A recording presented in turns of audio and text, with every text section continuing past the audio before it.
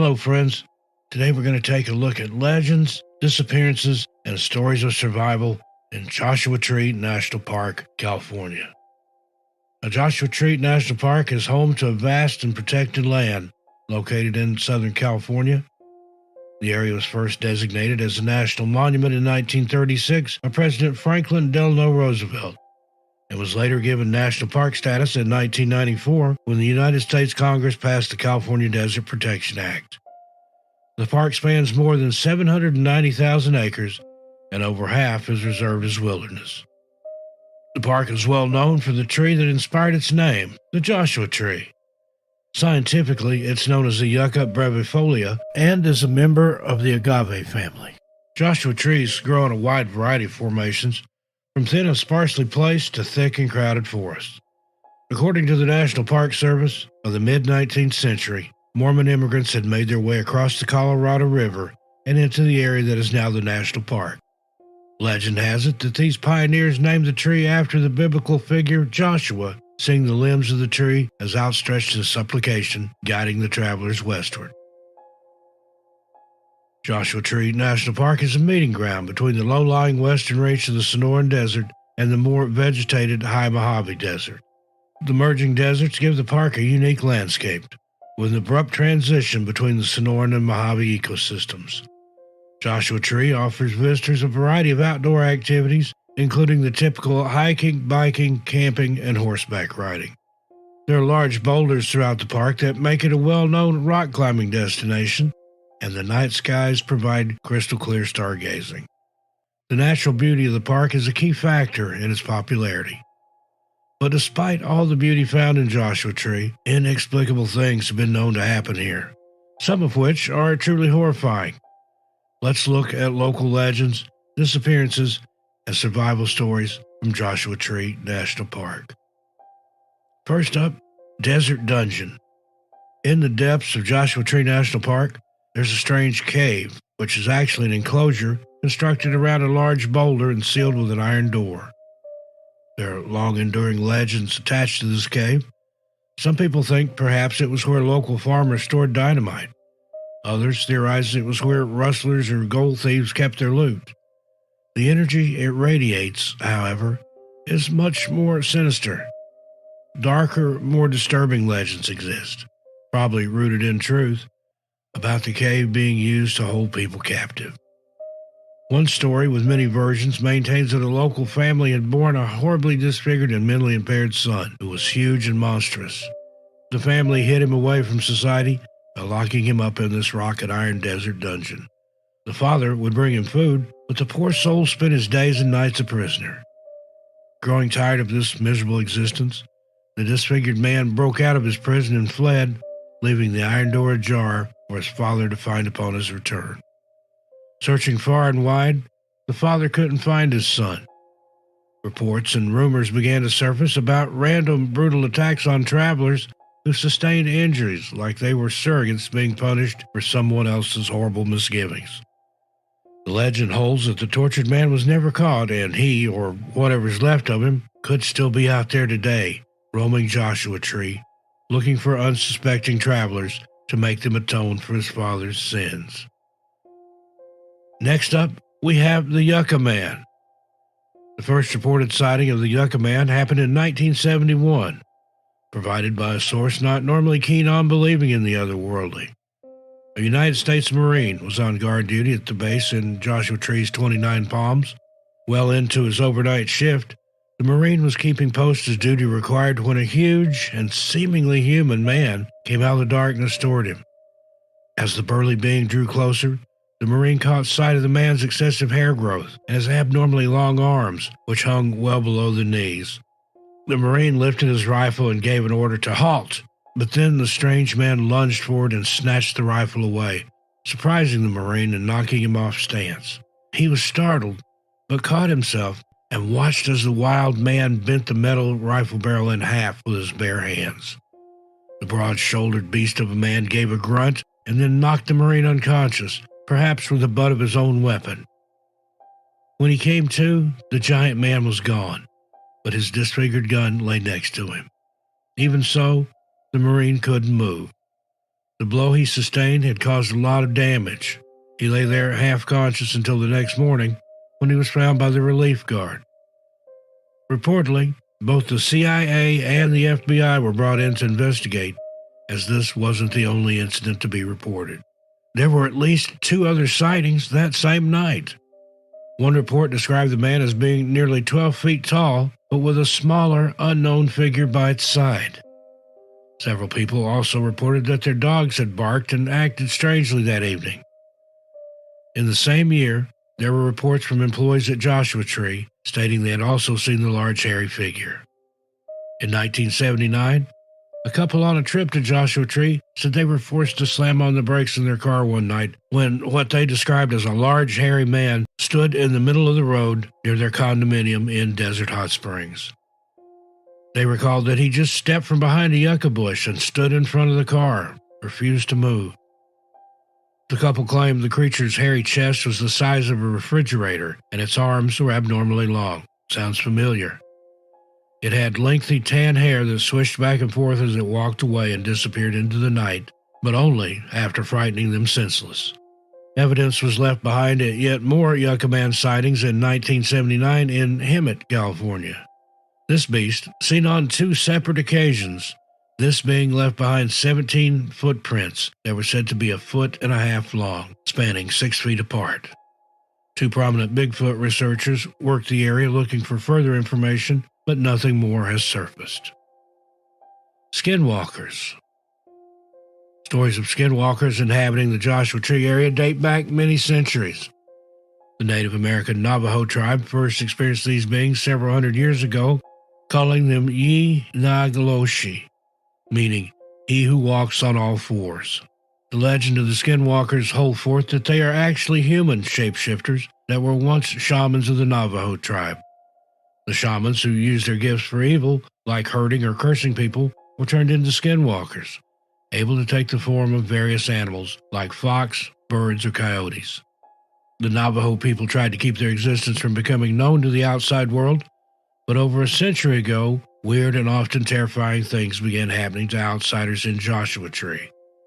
So terrifying, in fact, that some Navajo people refuse to this day to speak of the skinwalkers for fear of drawing them to them. Campers, visitors, and other travelers have reported being attacked and often taunted by these beings. Some campers have claimed that when a skinwalker is near, it's like they're being drawn toward whatever the creature is mimicking. Skinwalker attacks are sometimes even deadly, with evil beings sinking their teeth into human flesh and ripping people apart. Those who live to tell the tale of a skinwalker attack are never the same, and they always carry scars, both of the physical and psychological varieties. Next, let's look at some strange disappearances from Joshua Tree National Park. Paul Miller, 51 years old, disappeared on July 13, 2018 in Joshua Tree National Park. He was on vacation with his wife Stephanie at the time of his disappearance. They were traveling in celebration of their 26th wedding anniversary. Backwoods camping, hiking, and kayaking were typical pastimes for the couple. They were in great shape and loved the outdoors. Paul last spoke with his wife when he told her that he was going out for one last hike in the park.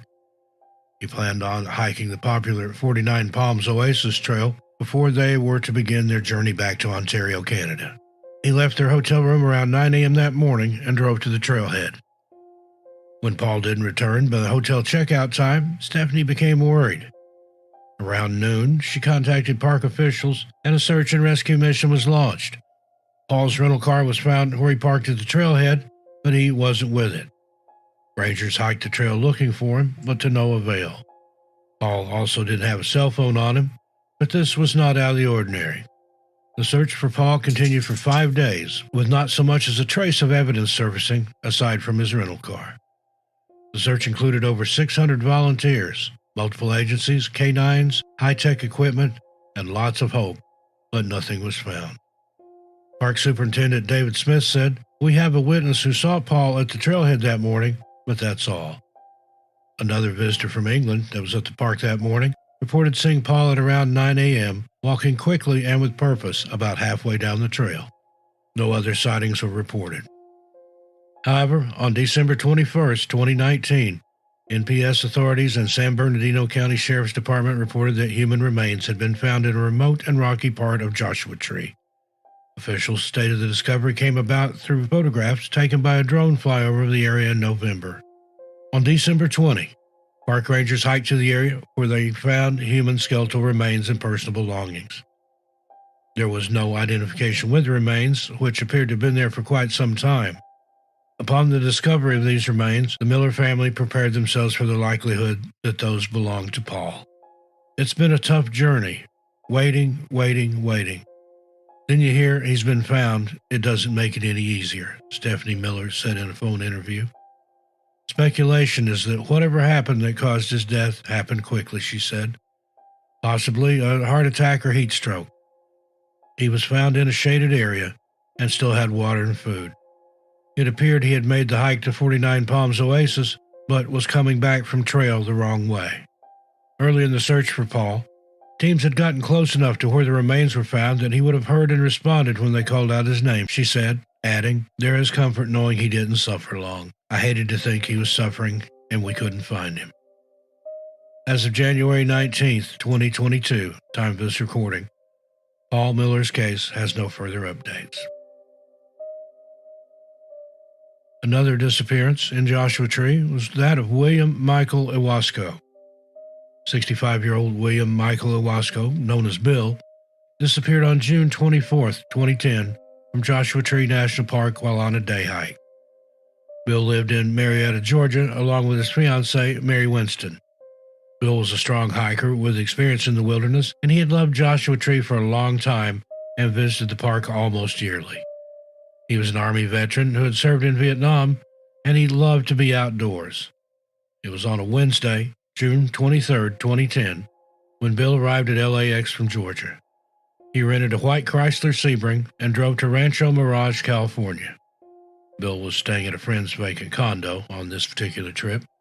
On Thursday, the 24th of June, he headed for Joshua Tree, making a couple of calls along the way. Bill told his fiancée Mary that he planned on leaving the park by 5 p.m. and was going to have dinner that evening at the Pioneer Town restaurant Pappy and Harriet's. Mary believed that Bill was planning to hike to a place called Carey's Castle, which was the first item on the planned itinerary he had left with her. That would have been an ambitious hike for the time of year, though, due to the high temperatures in the lower portion of Joshua Tree. Mary was uncomfortable with the destination choice due to its remoteness and had asked him to reconsider. Bill just laughed it off and gave no indication he was changing his mind. When Bill failed to call Mary that evening, she grew concerned and began making calls. Early the next day, Friday, June 25, Joshua Tree officials had been notified of the incident and were given a description of Bill's vehicle along with his itinerary. By mid-morning, rangers had checked the trailhead for Carey's Castle but found no vehicles. They began checking other areas of the park, but it wasn't until 4:56 p.m. on Saturday, June 26th, that a California Highway Patrol copter spotted Bill's vehicle parked at the Juniper Flats trailhead, which is a regular starting point for visitors wanting to hike to the top of Quail Mountain, a destination also listed on Bill's itinerary. A ranger stayed with Bill's car overnight just in case he came back, but he never showed. There was one known visitor to Juniper Flats trailhead on the day Bill disappeared, a hiker named Greg Mendoza. At the time of his arrival, around 10:20 a.m., there was no one else at the trailhead, but upon his return between 5:30 and 6 p.m., he saw Bill's car. He also saw a single line of fresh boot tracks going up the old Juniper Flats road. This means that Bill's car had arrived at the parking lot no earlier than 10:20 a.m., leaving, at minimum, a near 2.5-hour gap from his last phone call. It should have only taken Bill about half that time to reach Juniper Flats trailhead, so it's unknown where Bill was for the extra hour or so. By this point, an official search and rescue operation began, focusing mainly on Quail Mountain, but also involving other areas that he could have accessed from the Juniper Flats trailhead. The official search continued until July 5, 2010, 11 days after Bill's disappearance, and involved hundreds of search and rescue personnel. Included in these search and rescue teams from all over Southern California were K-9 units, horseback riders, civilian volunteers, helicopters, and a fixed-wing aircraft.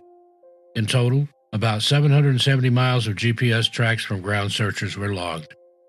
Only a red bandana, believed to belong to Bill, was found on the ridge near Quail Mountain throughout all these efforts.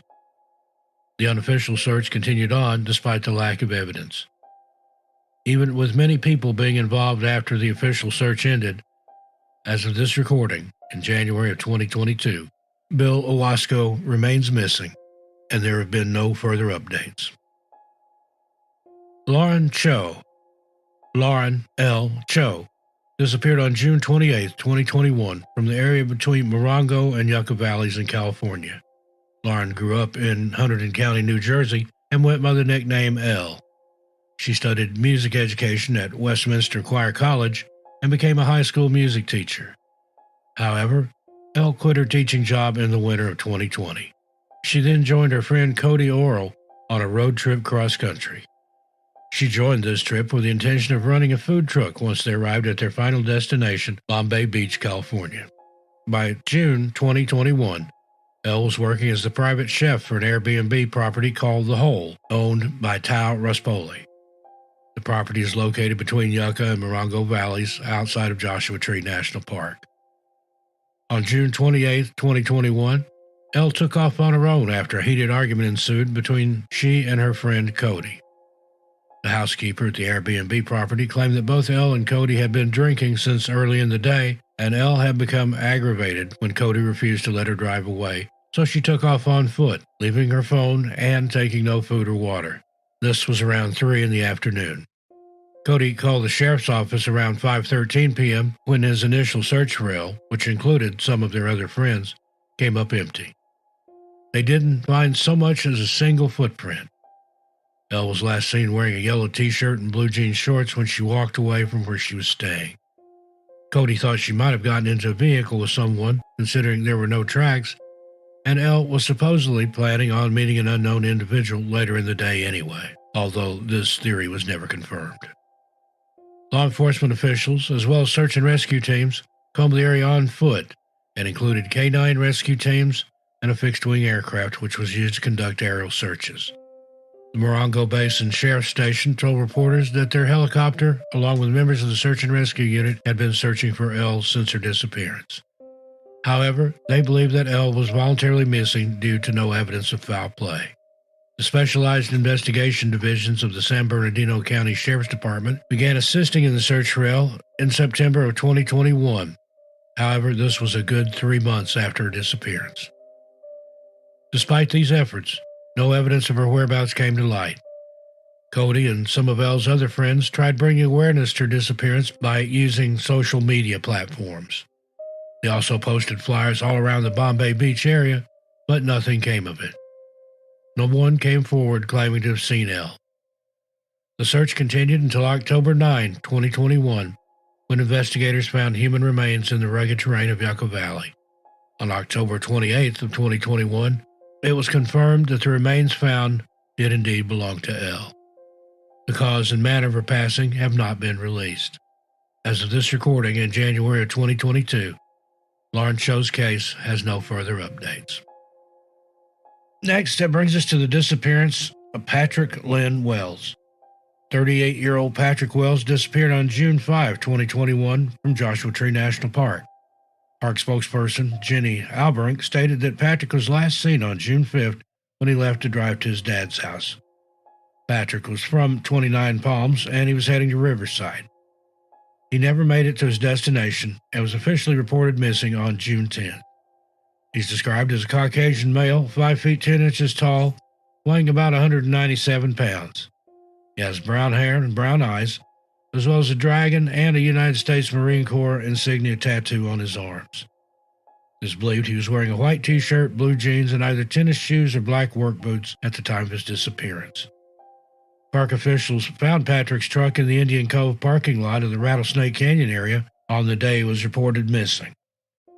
Joshua Tree National Park began investigating and organized a search. The efforts continued until the search was halted June 12, 2021, on discovery of human remains in a hiking area of Joshua Tree. Soon after, the coroner confirmed the remains belonged to Patrick, though no cause of his passing was listed.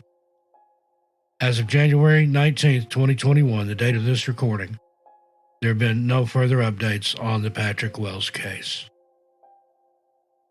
Next, we have Erica Ashley Lloyd. 37-year-old Erica Lloyd was last seen on June 14, 2020, at her home in Walnut Creek, San Bernardino County, California. She had told her family she was going on a camping trip to Joshua Tree National Park. Erica's mom, Ruth, said she was just trying to make ends meet, like so many others during the pandemic. Erica owned a salon called Bloom in Alamo, California, but when the mandatory closures and other restrictions came about due to the pandemic, Erica's salon closed down and didn't reopen. The trip to Joshua Tree was to be a chance for her to get away from all the negativity for a little while. Erica is described as 5 foot 3 inches tall, 125 pounds, and has brown hair and blue eyes. According to Erica's roommate, she said she was planning to meet other people at Joshua Tree. However, the identities of those people she was supposedly planning to meet are still a mystery, and it's unclear if she did indeed meet up with anyone after leaving home on June 14. When Erica didn't return and couldn't be reached, her family reported her missing on June 17. Authorities found Erica's car, a black 2006 Honda Accord, abandoned on Shelton Road north of State Route 62, just east of the 29 Palms area. Both the front and rear windshields were broken, and the car appeared to be involved in a sand berm accident, which mangled the K-frame of the car and deployed the airbag. Even so, California Highway Patrol Officer Casey Simmons said investigators found no evidence on the roadway consistent with a traffic accident. Some of Erica's items were found in the car, but there was no sign of her whereabouts. The police stated there was no indication of foul play up until the car was found. According to Erica's sister-in-law, Jenna, Erica was very stressed about the pandemic and the quarantine, and she was going camping for a few days to sort of unplug, despite the fact that she was not an experienced camper. The most accurate information about Erica's disappearance can be found on the Bring Erica Home Facebook page. The following is an excerpt from a comment written by Erica's mom on that page. There have been many stories of Erica from various podcasts and in the forum world, which are filled with a lot of opinions, theories, and conjectures. The information that they provide almost never comes from the police investigators handling Erica's case to verify or corroborate their info. We know that Erica was not in a good state of mind and decided to take this trip to Joshua Tree Park to clear her head. There's been no indication of foul play up to when her car was found on Shelton Road, broken down, despite what others may say or think. We received 6 sightings of apparently homeless or transient women fitting Erica's description in the high desert area, but none of them turned out to be her. Some of what was done to find Erica: there were search teams from the sheriff's department that continued to search further and further out from the location of her car. Doug Billings, an expert at mapping and a cave diver, has extensive knowledge of mines in the area. He's done numerous searches with the help of his friends. Family members and other groups have aided in the searching. Banners and a billboard were placed in strategic locations in the Wonder Valley area, asking if anyone helped Erica on June 16th. Erica's aunts have sent out hundreds of flyers to homeless shelters, hospitals, and food banks to areas such as 29 Palms, Joshua Tree, Yucca Valley, Palm Springs, Desert Springs, Indio, Coachella, Riverside, Morongo Basin, Ontario, Los Angeles, San Diego, Venice Beach, and more. Erica's mom further states, "We're continuing to look at offbeat communes like Slab City and Amboy." Both police investigators from San Bernardino Sheriff's Department and Walnut Creek Police Department are still actively investigating the case. The case remained active after Erica's disappearance, with no real leads until January of 2021. In February of 2021, Erica's brother posted to the Facebook page saying, "As the brother of Erica Lloyd, I would like to address the public on behalf of our family." On January 31st, 2021, human remains were discovered by hikers in the vicinity of Danby Road and Amboy Road in Wonder Valley, California. It is with a heavy heart to announce that these remains have been identified by San Bernardino County Sheriff's Department as my sister, Erica. There is no easy way for me to tell you all this, and there's no easy way for any of us to receive it. My wish is that we can all lean in a little closer, hold each other up, and remind each other more often that we're here for one another with open arms and endless love. It's what she would have wanted. It's the spirit of who she was. On May 12, 2021, Erica's family shared another post on the Bring Erica Home Facebook page. Quoting here, "The family of Erica Lloyd would like to give an update. The San Bernardino County Sheriff's Department Special Investigative Unit has notified us they are no longer handling Erica's case. After reviewing the extensive investigation done on Erica's disappearance, they have not found any indication of foul play. Thus, Erica's case will be turned back over to the Morongo Basin Station investigators for any remaining follow-up and information.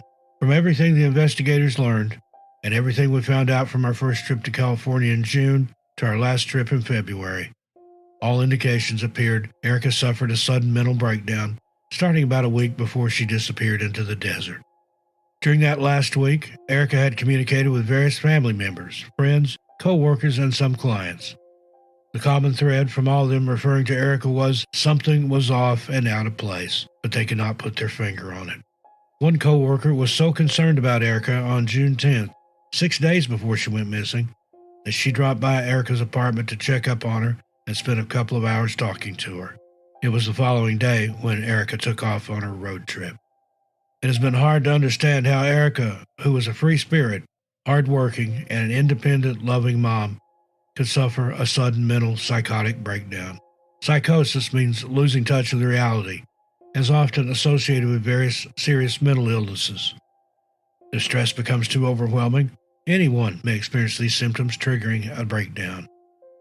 Erica was dealing with the lockdown, learning to take care of her son in the new stay-in-place world, a forced shutdown of her thriving Bloom hair studio in Alamo, California, losing personal contact with the clients whose weddings and proms were canceled, and trying to make some sense to understand where our society was going.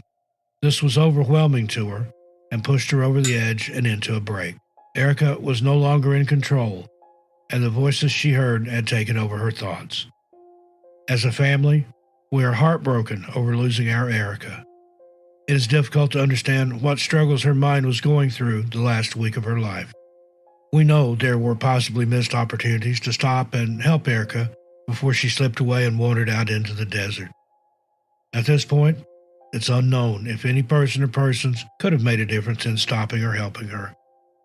We accept what happened to Erica and know she was in the storm of her life.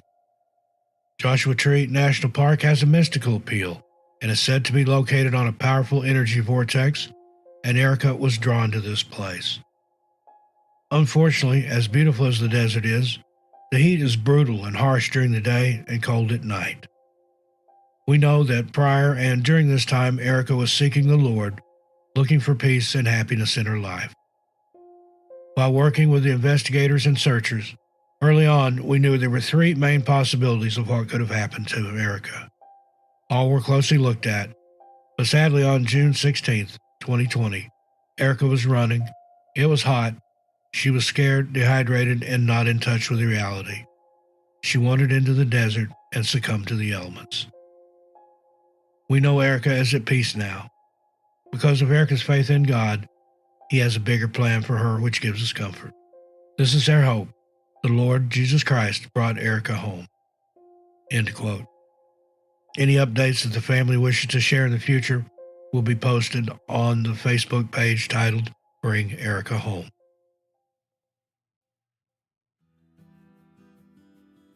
Now, on a lighter note, not everybody that goes missing in Joshua Tree perishes. Here are some amazing true stories of survival. Claire Nelson. 36-year-old Claire Nelson nearly died alone in the desert in May of 2018.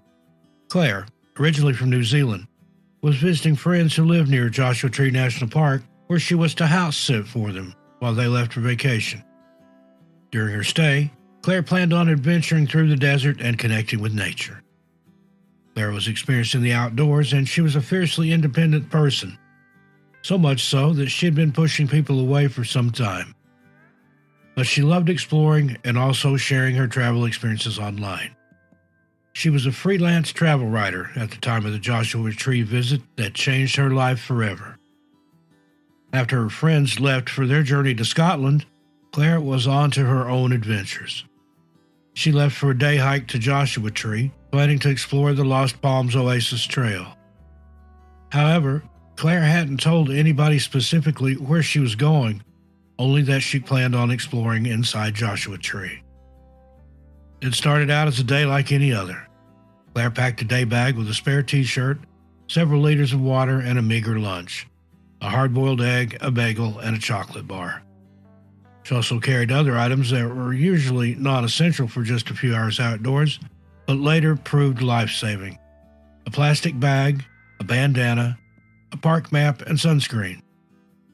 With her day pack in place, Claire drove to Joshua Tree and parked. It was hot, but Claire was confident and enjoying herself in the beauty of the desert. She was a ways into her hike when she unknowingly wandered off the designated trail and began following a dry riverbed, and there was a boulder she had to climb on the path she was traveling. She climbed up, then began testing her footing. Everything seemed okay until her foot started slipping and she became unsteady. She lost her balance completely and went crashing over 26 feet down into a clearing not much bigger than she was, shattering her pelvis in the process. The fall knocked the breath out of her, and the pain was excruciating and unrelenting. Claire recalled, "I'd landed amongst these large boulders, and I couldn't move. I couldn't sit up.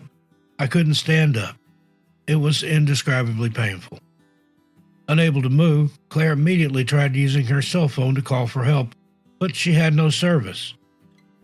The predicament she was in was life-threatening, indeed.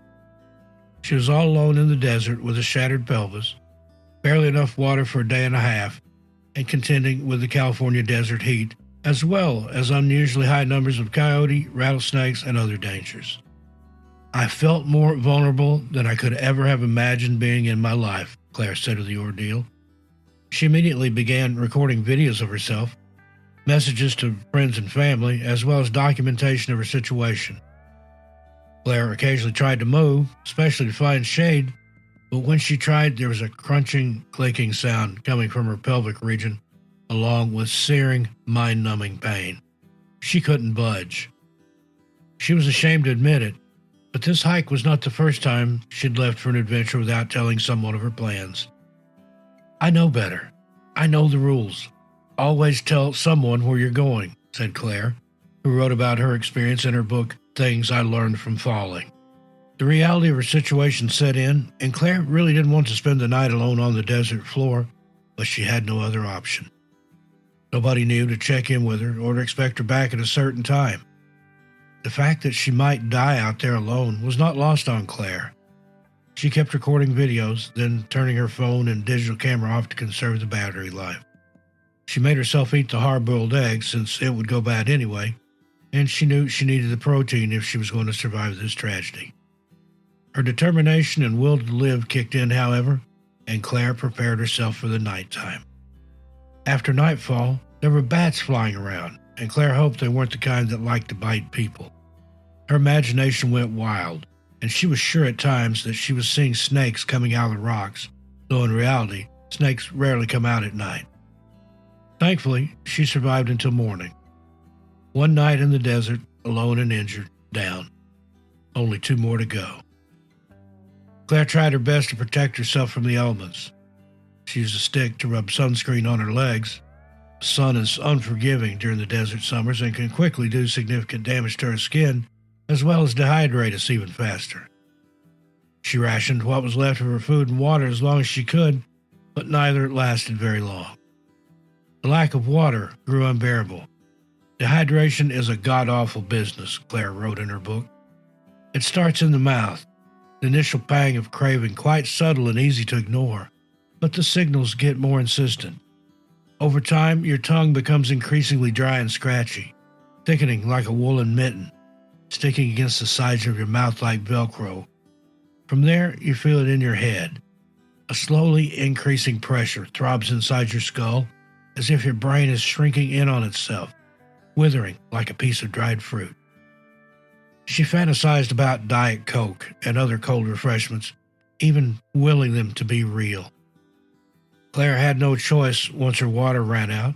She even urinated in a bottle and drank it for hydration. While unpleasant, At least it helped keep her alive. She used the park map, the bandana, and the plastic bag, which she attached to a stick, to cover herself and block out the sun. Claire continued applying sunscreen, recycling her urine, and making videos, but there was nothing else she could do. She was trapped in the middle of the desert with no way of knowing whether anyone was searching for her. She battled the scorching heat on the second day and dreaded nightfall. She didn't want to spend another night alone in the desert.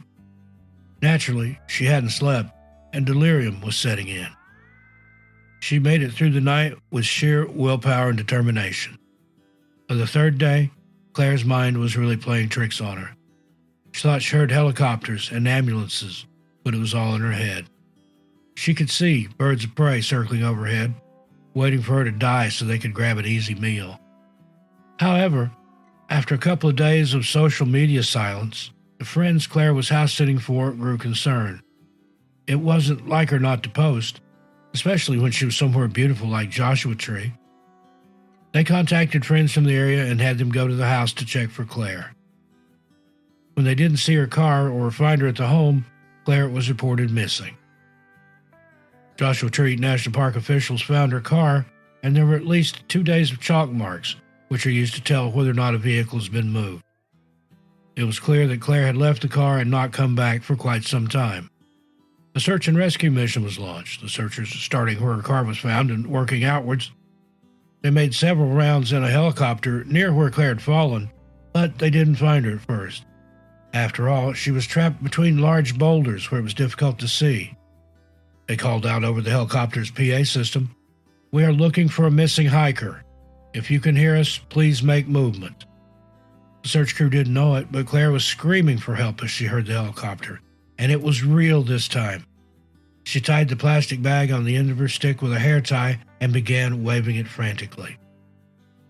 It wasn't until their last and final sweep of the area that they saw, tiny and obscure, a plastic grocery bag waving back and forth. They called out that they could see her and told her that help was on the way. Due to the terrain, the helicopter couldn't land in the area, so rescuers had to hike into where she was at to save her. Claire knew at that point that she was going to be okay. After 3 nights and 4 days alone in the desert, Claire was rushed to a hospital where she received emergency surgery. Thankfully, she made it through okay and spent the next several months recuperating. She had to do extensive rehabilitation and spend some time in a wheelchair before she was able to learn to walk again. During her time in that awful situation, Claire realized that she had been pushing people away, and although she was connecting with others in social media, there was a lack of true human connection in her life. She made the decision that if she lived through this ordeal, she was going to do better, for herself and for others. Claire triumphantly returned to Joshua Tree a year later with friends and finally finished the hike she had started that almost ended her life.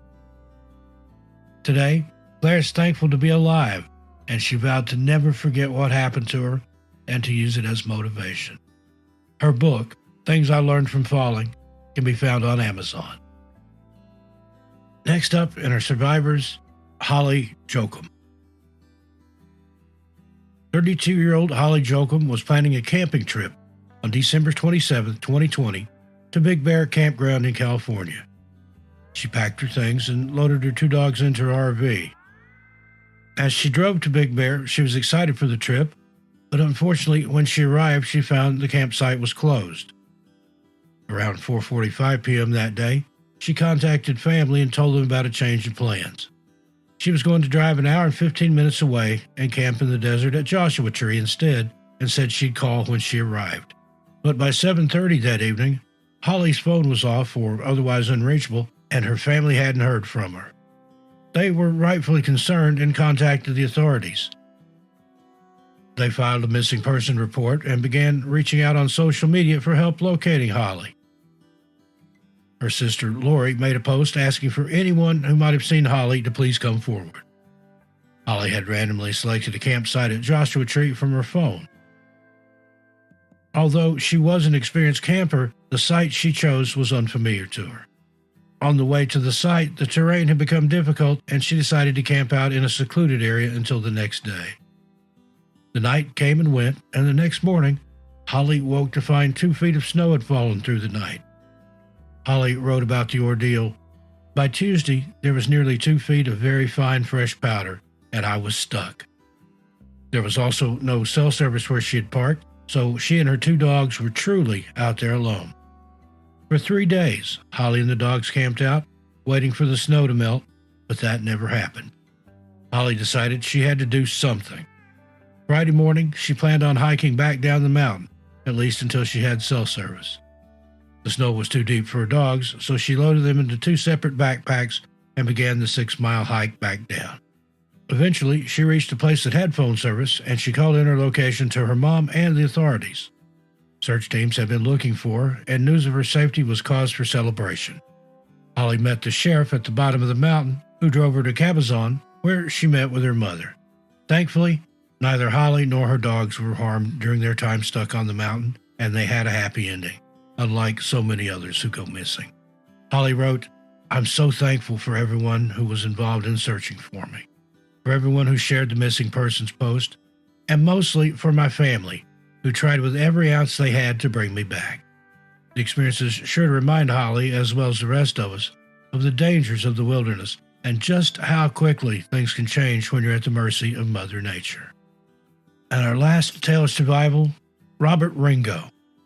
67-year-old Robert Ringo was on a day hike one Thursday in June of 2020 near Quail Mountain in Joshua Tree National Park when tragedy struck. Robert had gotten ready that morning with nothing out of the ordinary.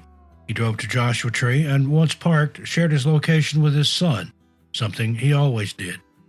He brought along 2 liters of water for the hike, but not much more in the way of supplies. The temperatures are in the high 90s. The desert heat was sweltering. Robert is an avid hiker and used to these conditions, so he wasn't worried, especially since he was only planning a short hike. He felt good starting out on his walk, but a ways into the hike, while admiring the views and enjoying the outdoors, Robert somehow lost his footing and fell to the ground, breaking his left femur. The area he was in had no cell service, so he was stranded after his fall. "I started trying to at least turn over, and when I did," he said, "it was just unbelievable pain." Robert began recording himself since he had no way of signaling for help. His cries for help can be heard in the videos shared with news media. Robert knew his 2 liters of water wouldn't last for long. He tried to at least get himself onto his back and finally managed. After some time lying there, he knew he had to eat something to keep his energy up. "I somehow scooted up this place, ate some juniper berries, and saw what I thought might be flowers, but they were all dry, so I wasn't going to eat them," he said. He continued recording videos and trying to conserve water. "This is the first time I've experienced no saliva," he said in one of the videos he took. He knew if he could just hold on long enough, someone would be looking for him. He mentions having a confidence and a faith that he was going to survive. The next day, Friday, Robert's son Ryan alerted officials of his father's missing status. He saw on his phone that his dad's last known location was Joshua Tree. The search and rescue efforts began searching in earnest for Robert, knowing the summer heat is dangerous to be in with only limited water supply. Time was of the essence. Rescue teams searched for hours, but to no avail. It wasn't until Saturday morning, nearly 2 days after Robert had taken his fall, that he finally heard a rescue copter. The Joshua Tree search and rescue team retrieved Robert and brought him to the Desert Regional Medical Center. Robert had emergency surgery on his leg and later made a full recovery. In closing, it's things like we've covered in this video that continue to happen daily, with our national parks being hotspots for all manner of strange occurrences. Some of them natural, some of them bordering on the supernatural and beyond.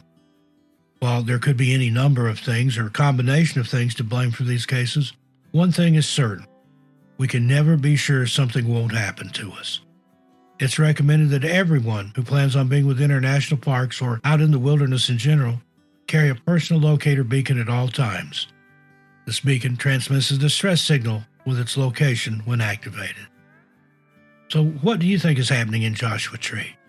Let us know in the comments section. And if we've earned your subscription, we appreciate it. Please hit the red button and turn on post notifications so you don't miss out on any new content or case updates. I look forward to your comments, but ask that you please keep them friendly and respectful. Until next time, take care of yourselves and each other, and I'll see you just a little farther on down the trail. I'm Steve Stockton, and I'll talk to you next time.